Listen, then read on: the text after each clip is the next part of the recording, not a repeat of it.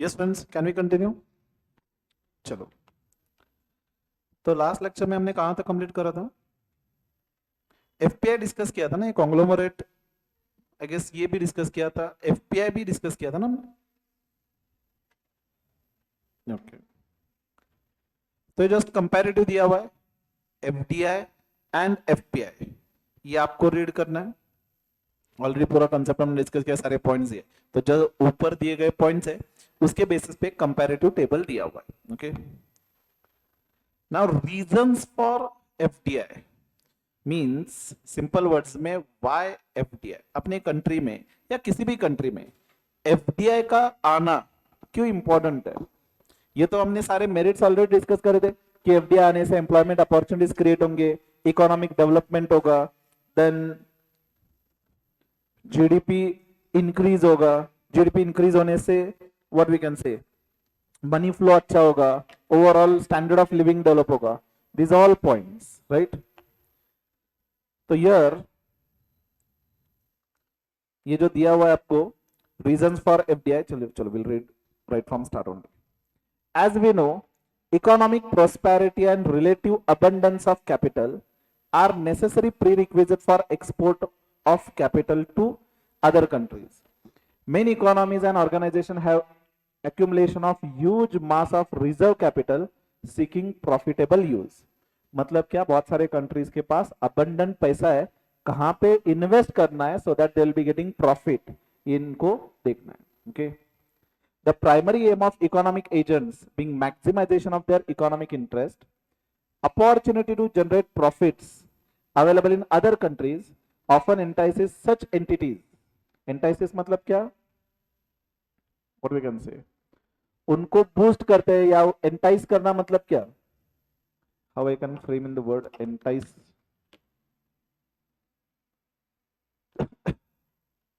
Tempt करना, हाँ, this is more better. तो ये एंटिटीज को टेम्प्ट करते हैं कि हम दूसरे कंट्रीज में जाकर के इन्वेस्ट करें। क्या टेम्प्ट करता है? वहां का प्रॉफिट पोटेंशियल। जैसे कि हमने ऑलरेडी डिस्कस किया, इंडिया में सबसे ज्यादा प्रॉफिट पोटेंशियल है क्योंकि इंडियन मार्केट वर्ल्ड में अपनी जो पॉपुलेशन है ऑलमोस्ट हाईएस्ट है ना, अभी चाइना के बाद तो हाईएस्ट ही है, राइट? चाइना की जो पॉपुलेशन कंपोजिशन है mostly more what we can say 40-50 के एज के ज्यादा है कंपोजिशन, अपने यहाँ पे यूथ ज्यादा है। Okay, so Indian market is most attracted market throughout the world. तो this entices all the organization in the world कि इंडिया में आकर के बिजनेस करें। Okay,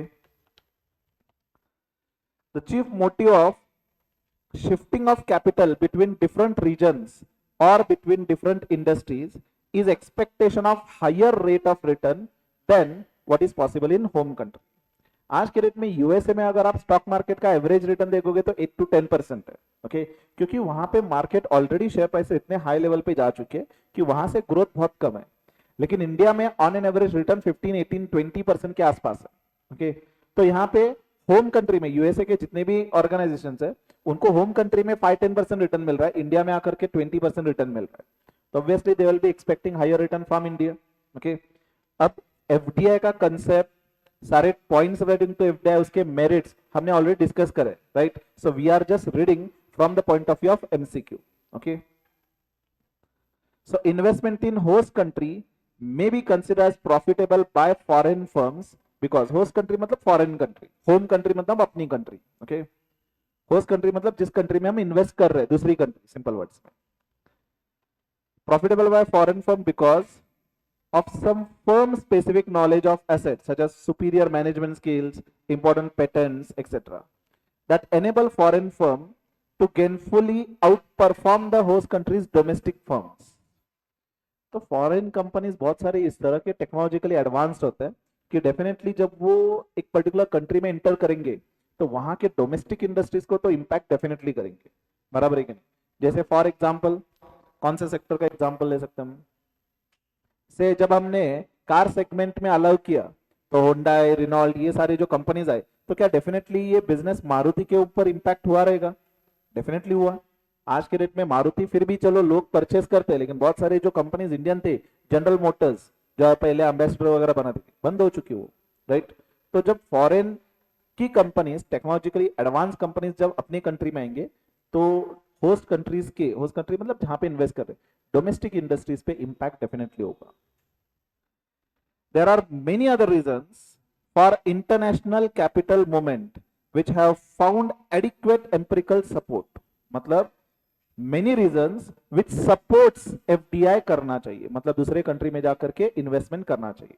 So investment move across the borders on account of. तो simple words में यहाँ पे why FDI से लिख सकते हैं इसके पॉइंट्स. तो क्या क्या पॉइंट्स लिखे? Increasing interdependence of national economies and consequent trade relations and international industry cooperation established among them. मतलब आज के डेट में कोई भी एक सिंगल कंट्री इकोनॉमिकली इंडिपेंडेंट नहीं है. यूएसए भी लो, अगर USA is the most what we can say advanced country कह सकते हैं या हाईएस्ट इकोनॉमी उनकी, फिर भी यूएसए भी बहुत सारे सप्लाई के लिए या रिसोर्स के लिए दूसरे कंट्रीज पे डिपेंडेंट है. So as of today, considering the global economic scenario, each country is dependent on other country. Okay. So because of that, FDI are required. Okay. Internationalization of production and investment of transnational corporations in their subsidiaries and affiliates. तो production आज जो हम कर रहे हैं वो सिर्फ एक पर्टिकुलर स्टेट या कंट्री में के लिए कर नहीं रहे, पूरे वर्ल्ड के लिए कर रहे हैं हम. तो आज के डेट में मार्केट जो पूरा वर्ल्ड हो चुका है. Therefore, you have to move across the borders. Okay. Desire to reap economies of large scale operation arising from technological growth. तो FDI करना क्यों जरूरी है? Because हमें large scale operation में जाना है. Okay. Lack of feasibility of licenses agreement with foreign producers in a view of rapid rate of technological innovations. ये सारे points, if you just go on reading, तो बताइए आप रीड करेंगे, यहाँ पे रीड करें हम एक एक करके, जस्ट हमें रीड करना है. These are just we can not say benefits, but these are the reasons why FDI has to be done. Okay. तो all this points will you read as homework. हमने already benefits demerits already discuss करा हुआ है and आपको by heart करना नहीं है. ये सिलेबस जब इंटर में हुआ करता था तो दैट टाइम स्टडी करने का पैटर्न किस तरह से हुआ करता था. I used to have a specific short forms, mnemonic जिसको कहते हैं ना, मेमोरी टेक्निक्स. तो हर एक पॉइंट्स के हमने मेमोरी टेक्निक के बेसिस पे एक वर्ड बनाया हुआ एंड वो वर्ड के बेसिस पे सारे पॉइंट्स हम याद रखते थे. इंटर में क्या था, आपको क्वेश्चंस आ सकते हैं कि explain what are the reasons of FDI. तो एटलीस्ट 5 या 6 पॉइंट्स हमें बाय हार्ट करके लिखना था. यहाँ पे एज सच क्वेश्चन नहीं आएगा. ओके. तो हमें as a reasons of FDI ये सारे पॉइंट जस्ट रीड करना है.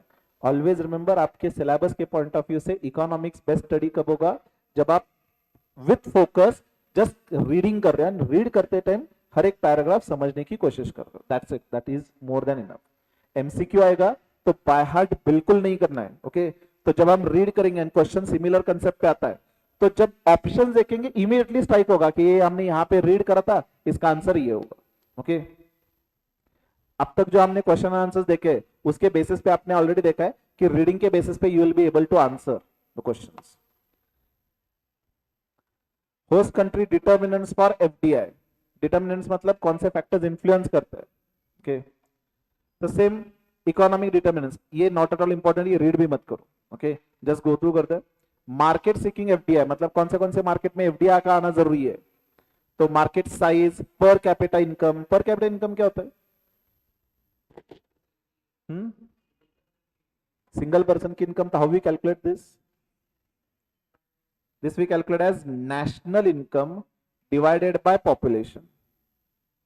Per capita income means we are calculating overall national income of our country divided by population. So we'll be getting per person income. Okay.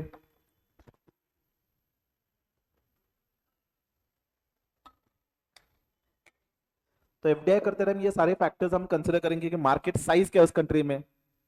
अब से बहुत बड़ा investment हम लेकर के जा रहे हैं ऐसे कंट्री में जिसकी साइज इतनी छोटी है, तो वहां पे इन्वेस्टमेंट करके मार्केट ही इतना छोटा है. For example Sri Lanka. अब बताइए टेस्ला जैसी कंपनी श्रीलंका में यूनिट स्टार्ट करना चाहेगी या इंडिया जैसे यूनिट में कंट्री में स्टार्ट करना चाहेगी? ऑब्वियसली इंडिया में, क्योंकि इंडिया में स्टार्ट करेंगे ऑपरेशन तो यहाँ पे नियर बाय मार्केट इतना बड़ा है कि उनको ट्रांसपोर्टेशन का ज्यादा खर्चा नहीं आएगा. राइट. लेकिन श्रीलंका में स्टार्ट किया, वहां पे मार्केट ही छोटा है. राइट। तो वहां से क्या करना होगा, ट्रांसपोर्ट करना होगा इंडिया में, तो ट्रांसपोर्टेशन के एक्सपेंडिचर ज्यादा होंगे। तो जब हम एफडीआई के बारे में सोचते हैं तो वी सी कि मार्केट कितना बड़ा है, वहां के स्टैंडर्ड क्या है, लोगों का पर कैपिटा इनकम क्या है, राइट। से कोई ऐसी कंट्री है जैसे फॉर एग्जांपल अफ्रीकन कंट्रीज जो है वो अब तक इतने डेवलप नहीं है, ब्राजील वगैरह या पेरू वगैरह जो कंट्रीज है, सुना है पेरू नाम की भी कंट्री है, ओके। तो वहां पे इतना डेवलपमेंट नहीं है। तो सोचिए स्पेसएक्स जैसी कंपनी या टेस्ला की जो स्पेसएक्स है वो स्पेस रिलेटेड ट्रैवल की कंपनी वहां पे स्टार्ट करेगी, तो क्या चलेगा क्या उनका बिजनेस? ऑब्वियसली नहीं। वहां पे बेसिक नेसेसिटी के लिए झगड़ रहे लोग, तो ये गाड़ी और या जो टेस्ला की व्हीकल्स आते हैं विदाउट ड्राइवर हम व्हीकल वो चला सकते हैं, तो वहां पे कोई काम का नहीं है। तो हमें देखना है कि लोगों का इनकम क्या है, तब जाके जिस कंट्री में सफिशिएंट इनकम है अपने प्रोडक्ट परचेस करने के लिए उसी कंट्री में जाकर के एफडीआई करेंगे। Are you getting? So what basically we are discussing is, जब हम एफडीआई पैसा लेकर के दूसरे कंट्री में जा रहे हैं तो कौन से फैक्टर्स हम कंसिडर करेंगे, ओके।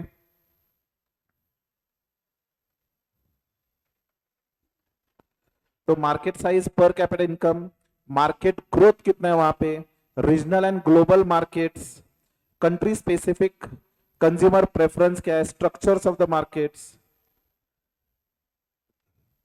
देन रिसोर्स और asset seeking FDI, raw materials availability, वहां पे अनस्किल्ड लेबर लो कॉस्ट पे है या नहीं, स्किल्ड लेबर्स है या नहीं, टेक्नोलॉजी क्या है वहां पे, ब्रांड्स कौन से, फिजिकल इंफ्रास्ट्रक्चर क्या क्या है, ये सारे पॉइंट्स हमें देखने होंगे, ठीक है।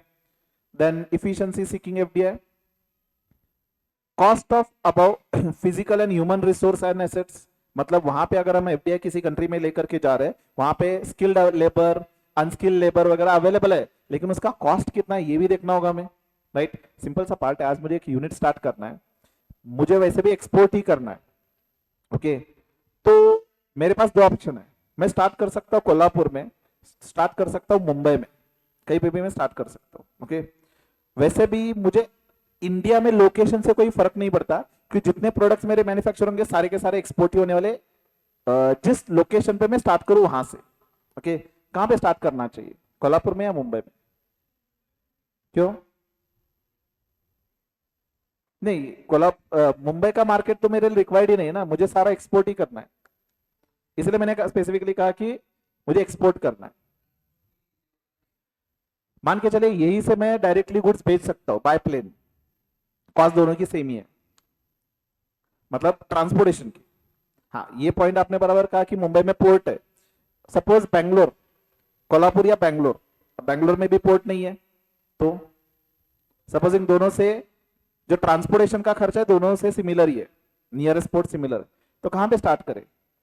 कोल्हापुर में स्टार्ट करेंगे, क्यों? क्योंकि यहाँ पे बिगेस्ट इन्वेस्टमेंट जो लैंड होता है वो लैंड सस्ती होगी as compare to Bangalore. Bangalore में अगर आप जाते हो, कोई भी चार्टर्ड अकाउंटेंट बैंगलोर में जब जा रहा है तो एक्सपेक्टेशन होगा कि सैलरी तो 10 लाख मिले, एंड वही जॉब अगर आप कोल्हापुर में कर रहे हो तो आपको 10 लाख नहीं दिया जाएगा, 8 लाख दिया जाएगा। क्यों? क्योंकि वहां का खर्चा नहीं यहाँ का खर्चा डिफरेंस है, बराबर। तो यहाँ पे जो लेबर अवेलेबल होंगे वो सस्ते होंगे as compare to Bangalore. What I want to say is कि जब मुझे यूनिट स्टार्ट करना है सिर्फ इंडिया में, तो आई विल बी सीइंग कि लोकेशन जहां पे स्टार्ट करना है वहां पे लैंड कॉस्ट कितनी है, लेबर की कॉस्ट कितनी है, एक्सेट्रा एक्सेट्रा। तो जब फॉरेन से जब कोई कंपनी 1000 करोड़ पैसा लेकर के इंडिया में आएगी तो डेफिनेटली ये सारे पॉइंट्स देखेंगे कि लेबर अवेलेबिलिटी है या नहीं, अगर अवेलेबल है तो उनकी कॉस्ट कितनी होगी, लैंड की कॉस्ट कितनी होगी, राइट। इसीलिए तो पहले Mumbai etcetera market most develop होते थे। अब यहाँ पे मुंबई की जगह पुणे डेवलप हो रहा है, क्यों? क्योंकि मुंबई के कंपैरिजन में पुणे की कॉस्ट बहुत कम है, अब पुणे में कॉस्ट बहुत ज्यादा बढ़ चुका है, right.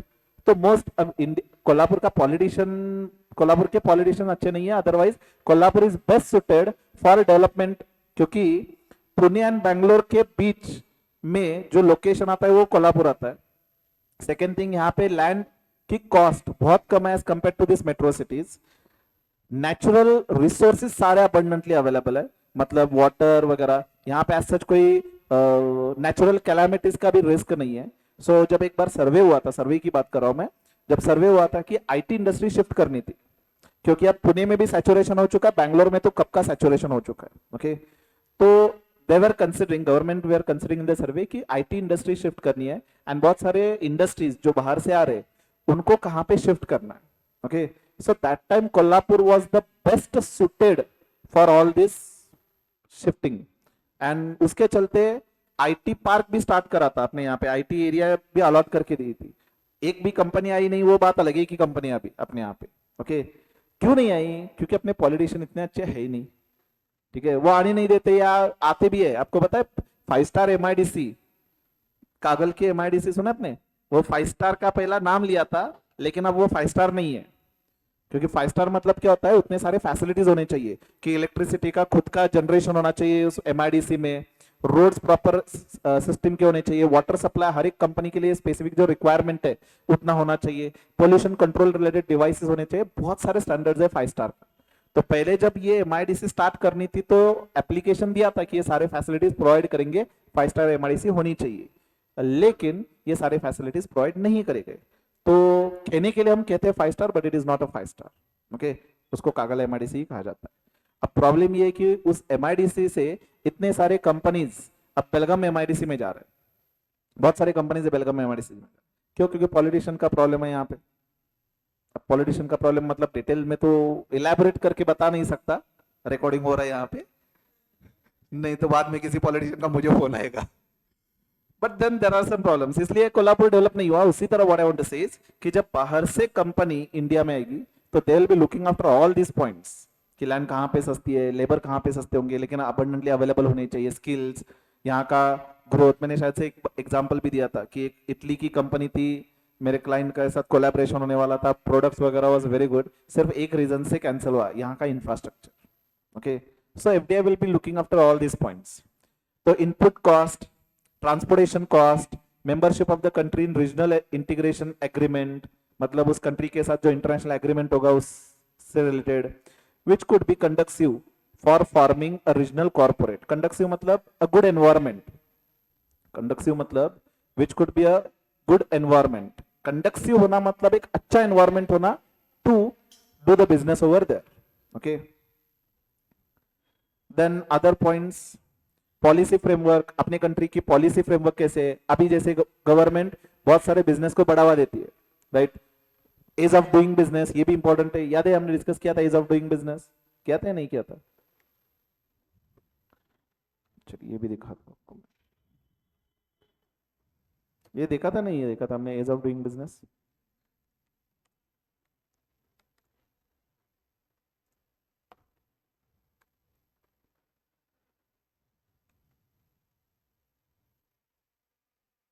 Ease of doing business ये बेसिकली एक वर्ल्ड बैंक द्वारा सर्वे किया जाता है, वर्ल्ड में जितने भी कंट्रीज है हर कंट्री में रैंकिंग दिया जाता है हर कंट्री के लिए कि आपके कंट्री में बिजनेस करना कितना सिंपल है, ओके।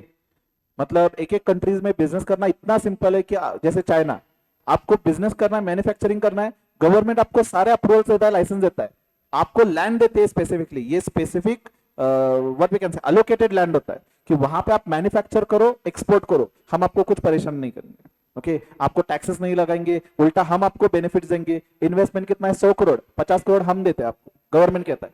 मतलब चाइना में प्रोडक्शन एंड एक्सपोर्ट के लिए इतना बढ़ावा दिया जाता है, इसलिए तो चाइनीज कंपनीज इतना वर्ल्ड में डोमिनेट कर रहे हैं, ओके। तो एज ऑफ डूइंग बिजनेस मतलब कंप्लायंस के पॉइंट ऑफ व्यू से रैंकिंग निकाला जाता है।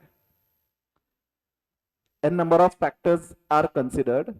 चलिए रैंकिंग यहाँ पे है या नहीं देखते, ये देखिए एज ऑफ डूइंग बिजनेस में फर्स्ट रैंक देखिए किसका है। अब ये 2020 का सर्वे, रिसेंट सर्वे, मुझे पता नहीं। न्यूजीलैंड फर्स्ट रैंक पे, second Singapore, Hong Kong third, Denmark fourth, south Korea 5, south Korea कह रहा हूं, नॉर्थ कोरिया नहीं, नॉर्थ कोरिया तो शायद से इस लिस्ट में भी होगा, नहीं पता नहीं। United states 6, Georgia, United kingdom, Norway, India कहीं दिख रहा है क्या? Malaysia, Mauritius, Australia, Taiwan, Dubai, ये देखिए नॉर्थ मैकेडोनिया, ये कौन सा नाम है कंट्री है पता भी नहीं। तो यहाँ पे इतने बिजनेसेस करना मतलब इतना सिंपल है। कजाकिस्तान, इंडिया देखिए कहाँ पे, 60 के आसपास होगा इंडिया। बहरीन, बहरीन में बिजनेस करना सिंपल है इंडिया से ज्यादा, ओके। स्लोवाकिया, देखिए कौन से, मोल्डोवा, बेलारूस, क्रोएशिया, इंडिया आ गया 63। एंड 2014 में अपना रैंक क्या था पता है? अब ये रिसेंटली इतना, ये देखिए 142, 134 इसके आसपास ही था। सर्वे होता है कितने कंट्रीज का, 190 कंट्रीज। तो 2014 में अपना रैंक था 153 के आसपास, ठीक है।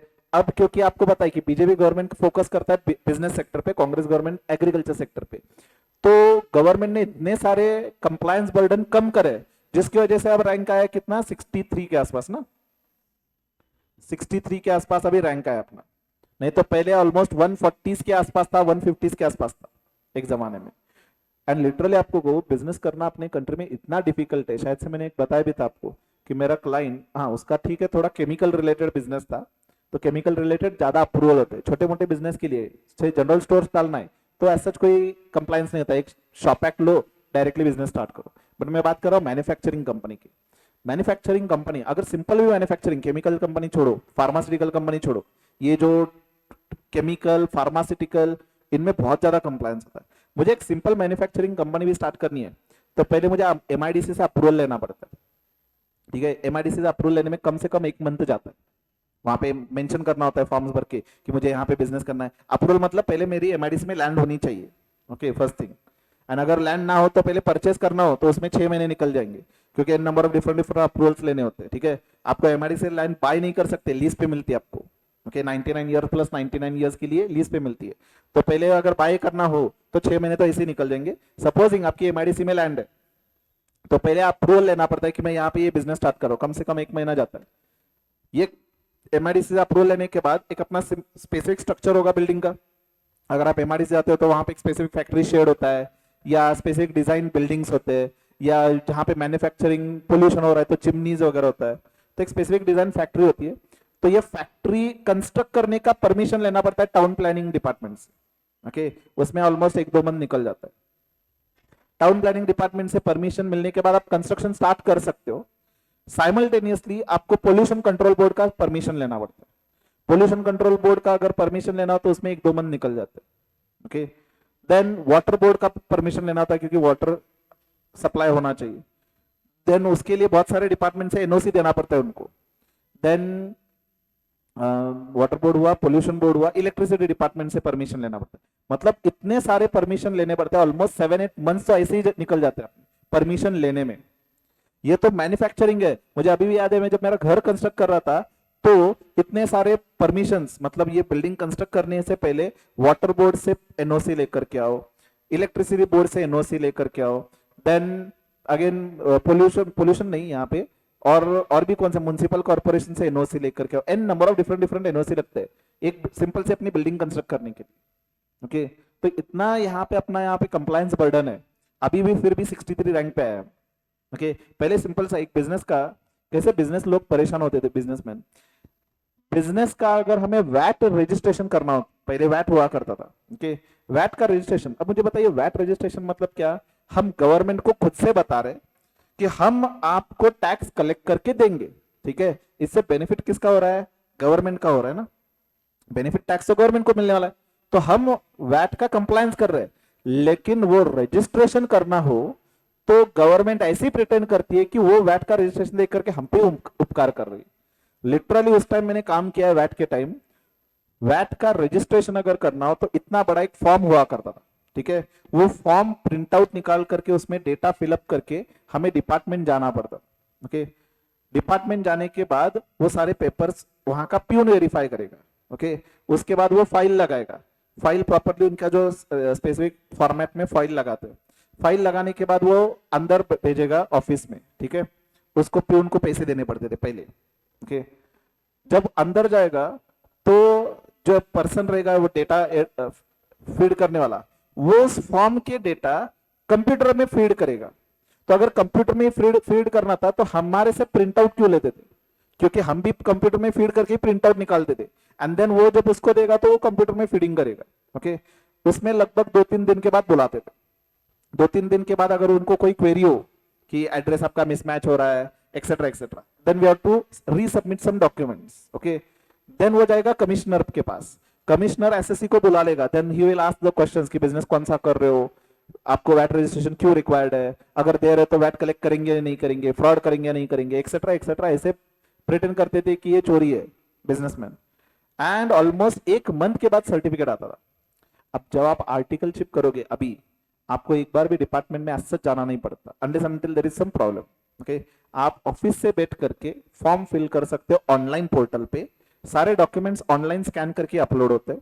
ओके, एंड 7 डेज के अंदर आपको रजिस्ट्रेशन सर्टिफिकेट भी मिलता है। लॉ में दिया है कि 7 दिन के अंदर कंपलसरी रजिस्ट्रेशन सर्टिफिकेट देना होगा। ठीक है, तो अब इतना सिंपल किया हुआ है, आपको जाने की जरूरत नहीं है। पहले लिटरली 10-10 बार डिपार्टमेंट जाना पड़ता था रजिस्ट्रेशन लेने के लिए। ओके, तो now things are been changing. तो this is ease of doing business. तो what I wanted to say is कि जब कोई भी बाहर की कंपनी इंडिया में आकर के बिजनेस करना चाहेगी तो दे विल सी कि अपने कंट्री में इकोनॉमिक फ्रेमवर्क कैसे है, पॉलिटिकल फ्रेमवर्क कैसे है, कितना डिस्टर्बेंस है या नहीं। ये तो अभी का सिनारियो, 1990 के पहले आप इमेजिन भी नहीं कर सकते। नारायण मूर्ति का एक स्टेटमेंट था 1990s के टाइम, उनको एक कंप्यूटर इंपोर्ट करना था। आज आपको कंप्यूटर या लैपटॉप चाहिए तो क्या कर सकते हो, डायरेक्टली यहीं पे कहीं पे शॉप में जाएंगे, परचेज करेंगे, पैसे पे करेंगे, इमीडिएटली लैपटॉप मिलेगा। मैं बात कर रहा हूँ 1990s की। ओके, 1990s में अगर आपको एक कंप्यूटर चाहिए तो लगभग 18 मंथ्स लगते थे, 1.5 साल लगता था एक कंप्यूटर लेने में। And at least 10 visits were required to for Delhi, क्योंकि वहां से गुड्स इंपोर्ट होकर के आते थे। क्योंकि डायरेक्टली 1991 के पहले अपनी इकोनॉमी क्लोज्ड इकोनॉमी थी। क्लोज्ड इकोनॉमी मतलब बाहर की कोई कंपनी यहाँ पे आकर के बिजनेस नहीं कर सकती। अपने यहाँ पे तो कोई कंपनी लैपटॉप बनाती नहीं है, तो बाहर की कंपनी को अलाउड नहीं था यहाँ पे आकर के बिजनेस करना। एंड अगर मुझे कोई गुड्स परचेस करना है तो एन नंबर ऑफ लाइसेंसेस लेने पड़ते थे। ये एक्चुअल में नारायण मूर्ति का स्टेटमेंट था, जो मैंने देखा भी था वीडियोस का, कि ही सेड कि हमें एक कंप्यूटर चाहिए हो तो ऑलमोस्ट 12 to 18 मंथ्स लगते थे। एंड एटलीस्ट 10 कम से कम विजिट्स करने पड़ते थे दिल्ली, क्या हुआ, वो इंपोर्ट हुआ कि नहीं, उसका लाइसेंस मिला कि नहीं, etcetera etcetera. This use to be a scenario. आप इमेजिन भी नहीं कर सकते कि उस टाइम कैसे सिनेरियो रहेगा। सोचिए आज लैपटॉप परचेस करना कितना सिंपल है, एंड उस टाइम लगभग 1 साल से ज्यादा लगता था। एंड जैसे कि मैंने कहा कि इतने सेवरल विजिट्स करने पड़ते थे। This use to be scenario. तो इसलिए अपनी डेवलपमेंट कभी हुई नहीं। कहने के लिए हमें इंडिपेंडेंस मिला था 1947 में, लेकिन as such from this politicians independence तो मिला ही नहीं था। 1991 वो तो we should be thanking Manmohan Singh कि उन्होंने इकोनॉमिक रिफॉर्म्स इतने लाए, and because of that now we are at this stage. Okay, anyways, social stability, rules regarding entry and operation, standards of treatment of foreign affiliates, etcetera etcetera. तो social stability, rules relating to entry and operations, आज के date में अगर कोई company Taliban जा करके business करेगी क्या, नहीं, वहां पे स्टेबिलिटी नहीं है, कुछ भी हो सकता है, तो mostly they won't do so. तो ये सारे points, policies on the functioning and structure of markets regarding competitions, mergers, international agreements on FDI, privatization policy, trade policies, coherence of FDI and trade policies, tax policies, ये सारे points जैसे एक बार read करना। Okay, कि क्या क्या environmental factors है जो एफडीआई को इन्फ्लुएंस करेंगे। Okay, now modes of FDI, very important, इसको वेरी इंपॉर्टेंट मार्क करो। कौन से मोड्स में बाहर से कंपनी बिजनेस लेकर के इंडिया में आ सकती है। फर्स्ट, ओपनिंग सब्सिडरी और associate company in foreign country. अब अमेजॉन यूएसए ने क्या किया है, अपनी खुद की सब्सिडरी कंपनी खोली है, बराबर। मतलब सब्सिडरी मतलब क्या करेंगे, for example Amazon USA, India में एक कंपनी स्टार्ट होगी, for example Amazon India limited. ये क्या करेंगे, शेयर्स इशू करेंगे, से 10,000 करोड़ के शेयर्स। एंड ये शेयर्स परचेस कौन करेगा, अमेजॉन यूएसए परचेस करेगा। अगर 100% परचेस करता है तो 100% सब्सिडी होगी, और एटलीस्ट 60% के आसपास परचेस करेंगे, so that they will be getting controlling stake in this company. Okay, तो सब्सिडरी कंपनी ओपन करेंगे, एसोसिएट कंपनी ओपन करेंगे। Equity injection in overseas company. Equity injection मतलब ऑलरेडी एक कंपनी है, उसमें बाहर की कंपनी इक्विटी परचेस कर रही है। जैसे फॉर एग्जांपल फ्लिपकार्ट के केस में ऐसे सुना था मैंने, अब कंफर्म पता नहीं, फ्लिपकार्ट के केस में ग्रेजुअली धीरे धीरे बाहर की कंपनीज ने इतना स्टेक बाय किया कि उसका कंट्रोलिंग राइट बाहर की कंपनी को जा रहा।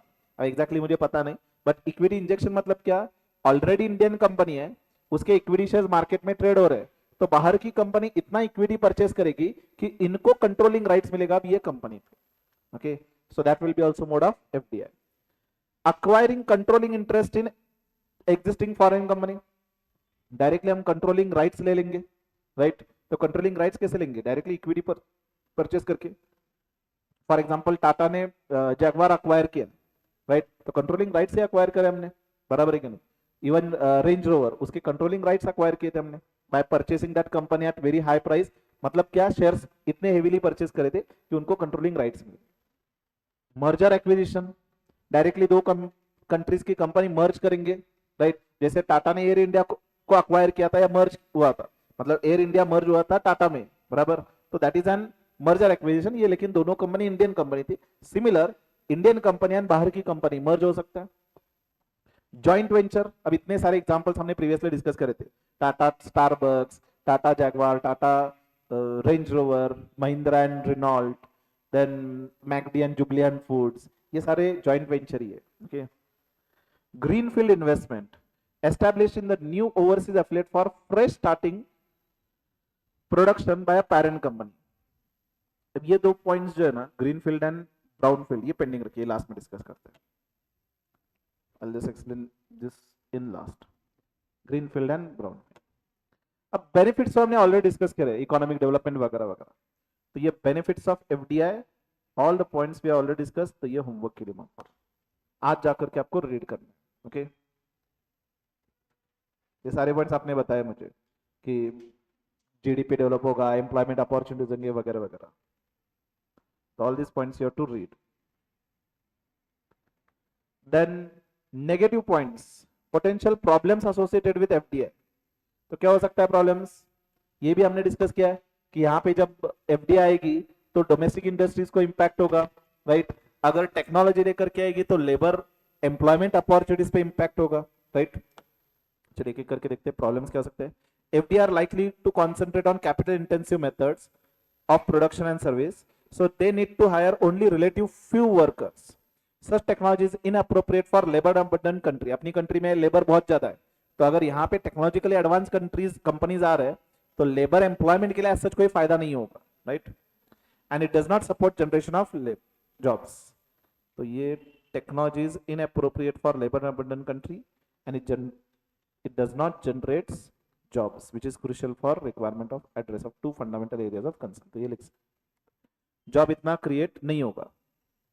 Inherent tendency of FDI flow towards move towards a region or states which are well endowed in the terms of natural resource and availability of infrastructure has potential to accentuate regional disparity। मतलब क्या, जो disparity है, rich people are getting more richer, poor people are getting more poorer, ये जो disparity है और ज्यादा बढ़ेगा, ये और ज्यादा concentrate होगा। okay, foreign capital is also criticized for accentuating already existing income inequalities in the host countries। मतलब इनकम इनइक्वालिटी और ज्यादा होगा, मतलब जिसके पास रिसोर्सेस है वो बहुत ज्यादा पैसा कमाएगा, एंड जो गरीब है वो और ज्यादा गरीब होगा, उनको कोई फैसिलिटीज मिलेंगी नहीं। ओके, सो सिंपल वर्ड्स में डिस्पैरिटी होगी। Then in context of developing countries it is usually alleged that inflow of foreign capital may cause domestic governments to slow down its efforts to generate more domestic savings, especially when tax mechanisms are difficult to implement। If the foreign corporations are able to secure incentives in form of tax holidays or similar provisions, host country loses taxes।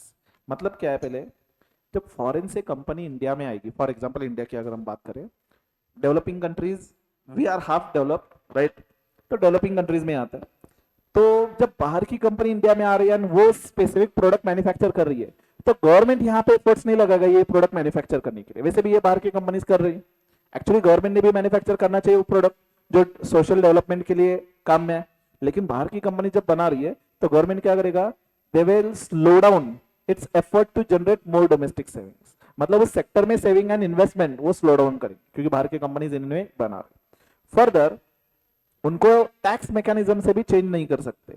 मतलब अगर हम incentives they in form of tax holidays, tax holiday मतलब क्या होता है, tax exemption.